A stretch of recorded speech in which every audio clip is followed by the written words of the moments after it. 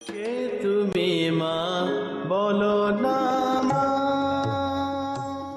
নমস্কার, খনার বচন অনুষ্ঠানে আপনাদের সকলকে আন্তরিক স্বাগত জানাচ্ছি। এই অনুষ্ঠানে আপনাদের আলাদা করে বলার কিছু নেই, আপনারা সকলেই খনামা সম্পর্কে সমূহ পরিচিত, অবহিত।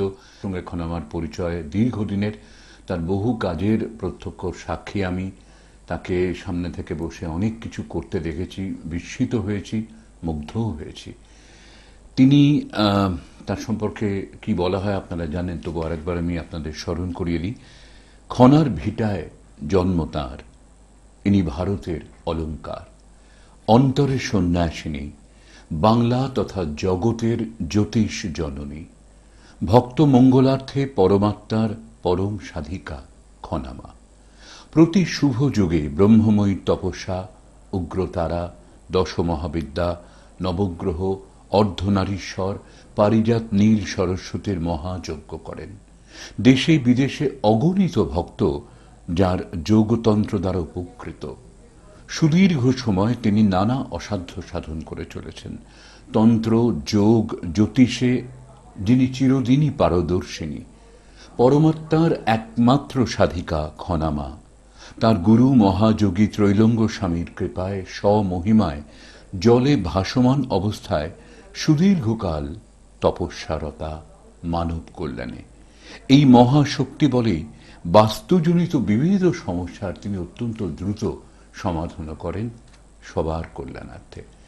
আর তার এই কাজ আরো বেশি প্রসারিত করার জন্য দিগদর্শন বহু ভক্তের এবং কিছু মানবিক বোধসম্পন্ন মানুষের সহায়তায়। এই সব নিয়েই আমাদের খনামা আজকেও আমাদের এই খনার বচন অনুষ্ঠানে রয়েছেন। কি বলবো, তোমাকেও আজকের অনুষ্ঠানে স্বাগত। সবার জন্য বলা, সর্বদাই সঠিক পথে চলা। এই সঠিক পথে চলার বলার উদ্দেশ্য একটাই, জেনে রাখো সবাই। কারণ আমার জীবনের ব্রত, আমি চলি ঠিক মতো। কিভাবে? সবাইকে ভালো থাকতে হবে। এই সবাইকে ভালো থাকার একটি ভীষণ দিক, একটি ভীষণ বিষয়। একা ভালো থাকা নয়, সকলে মিলে ভালো থাকাকে ভালো থাকা কয়। আর সেই সর্বদাই ভালো থাকতে পারে যে অপরকে ভালোবাসতে পারে।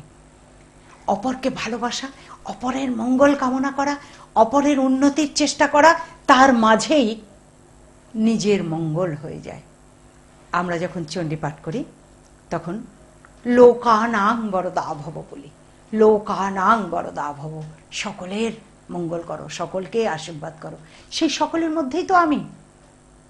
আমাতে সকল, সকলেতে আমি, আনন্দ আনন্দ আনন্দ কেবল, বলেছেন স্বামী বিবেকানন্দ, স্বামীজি বলেছেন। তাই আমাতে সকল, সকলেতে আমি, এইটাকে ভাবনায় শুধু রাখলে হবে না, এটিকে বাস্তবে ভাবতে হবে। শুধু মনের কোণে এক জায়গায় রেখে দিলাম তা নয়, সেটিকে সুন্দরভাবে। ফুল তখনই প্রকাশ পায় যখন সেই ফুল পূর্ণতা পায়, অর্থাৎ ফুল ফুটতে পারে। সেই কারণেই বলা যে সবাইকে নিয়ে পথ চলা। আজকালকার দিনে মানুষের আর সেই ভাবনা নেই। আজকে নেই নেই বলতেই দিন কাবার হয়ে যায়। আছে আছে কবে বলা হবে গো? নেই মানে বাবা ছেলেতে মিল নেই, মা মেয়েতে মিল নেই, ভাই বোনেতে মিল নেই, সংসারে আপনজনের সাথে মিল নেই, স্বামী স্ত্রীতে মিল নেই। এই শুধু নেই নেই নেই নেই করতে করতে নেই এর আসর হয়ে গেছে। তাই এসো আমরা নেই এর আসরকে একদম বরবাদ করে আনন্দের বাসর জমাই। কারণ আছে আছে, হবে হবে, এতেই ঘটে আনন্দের বাসর। সবার জীবনেই সুখ আছে, দুঃখ আছে। Joy and woe are woven fine, a clothing for the soul divine. আমরা সকলেই তো জানি, এটা নতুন কথা নয়, সকলেই জানি। তো এই জায়গাটাকে আমাদেরকে ঠিক করতে হবে। নেইটা কেন নেই? আমরা যদি একটু আমাদের সহ্য শক্তিটাকে বাড়াতে পারি না। আমি কিন্তু সবসময় বলছি না জ্যোতিষের কাছে চলো, তান্ত্রিকের কাছে চলো, এটা করো ওটা করো, না। আমি বলছি যে আমরা অনায়াসেই পারি আমাদের সমস্যা আমরা আমাদের গৃহে বসে সমাধান করতে। তার জন্য কি দরকার? একটু সহ্য শক্তি, যে সহ্য শক্তিটা, যে ধৈর্যটা এখন ভীষণভাবেই কমে গেছে। কেন কমে গেছে জানো?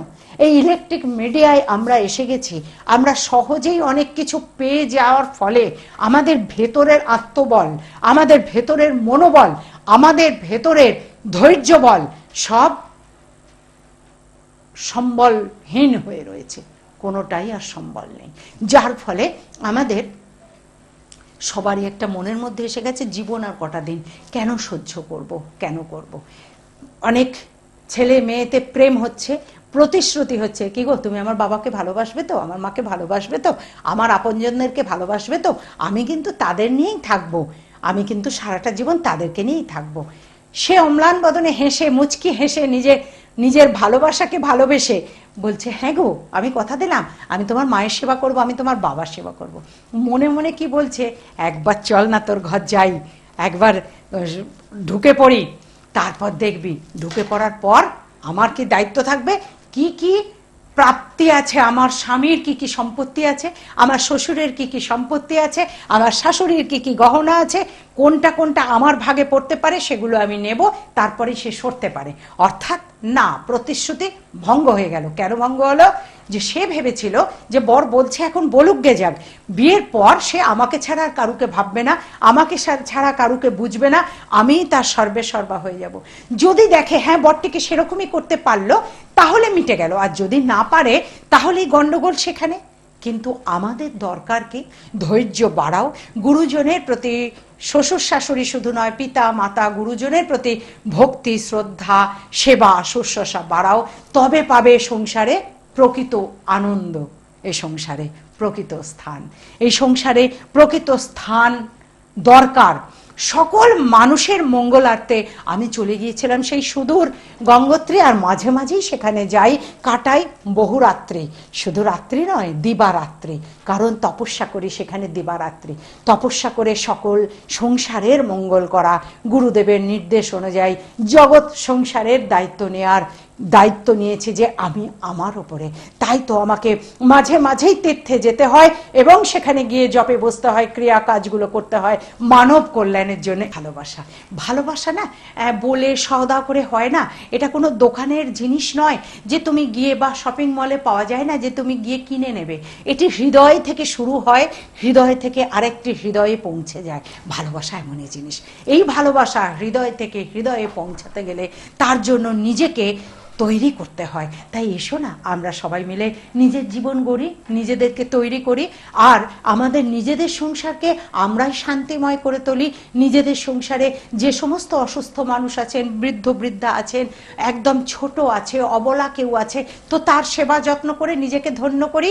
সেই ধন্য নরকুলে লোকে যারে নাহি ভোলে, তো সেই ধন্য হব কেমন করে নরকুলে?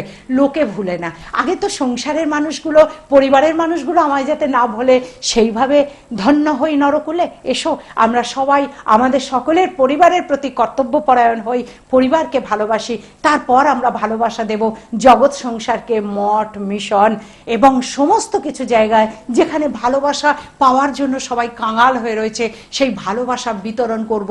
এই ভালোবাসা, হৃদয়ের ভালোবাসা, এই যে মহাপ্রসাদ গো, এই যে মহাপ্রসাদ। তাই এসো আমরা সবাই মিলে এই মহাপ্রসাদ বিতরণ করতে শিখি, আগে গৃহেতে ভালোবাসতে শিখি, আগে আপনজনদেরকে ভালোবাসতে শিখি। আর সরাসরি যারা মার সঙ্গে যোগাযোগ করতে চান, কোথায় কোথায় মাকে পাবেন একটুখানি আপনাদের জানিয়ে দিই। বারাসাত যশোর রোডে হাটখোলা মোড়ে পুরনো শিব মন্দিরের কাছে বিবেকানন্দ অ্যাপার্টমেন্টের 3 তলায়, প্রত্যেক শুক্রবার বনহুগলি পেট্রোল পাম্প স্টপেজে অর্থোপেডিক হসপিটালের সামনে 28 নম্বর ঋষি অরবিন্দ সরণিতে, প্রত্যেক শনিবার ঢাকুরিয়ায় 5 নম্বর কালীবাড়ি লেনে ঢাকুরিয়া কালী মন্দিরের কাছে। 9831058429 9831058429। আর অন্যান্যরা ফোনে যোগাযোগ করবেন 9831070429 এই নম্বরগুলোতে। একেবারে শেষে আজকে মা, আজকে আমাকে বলছে, সময় বলছে চলে যেতে, কিন্তু আমার মন বলছে না এখনো তুমি যেও না, কিন্তু তবু যেতে হবে। তো সময়ের তালে তাল দিয়ে আমাকে বলতে হচ্ছে যে আবার আসবো চলে, সকল মনের কথা উজাড় করে দেব বলে। কারণ তোমাদের সকলকে ভালোবাসি বলে। আমি যে আর কেউ না, আমি তোমাদের মা।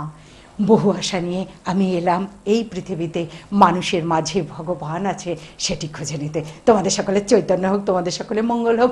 মঙ্গলময় ঈশ্বর সদাই তোমাদের সঙ্গে থাকুন। তোমরা সকলে পরিবারের সবাইকে ভালোবাসো, বিশ্বের সবাইকে ভালোবাসো। তোমাদের সকলের চৈতন্য হোক, তোমাদের সকলের মঙ্গল হোক। তোমরা সকলে অনেক অনেক অনেক ভালো থাকো।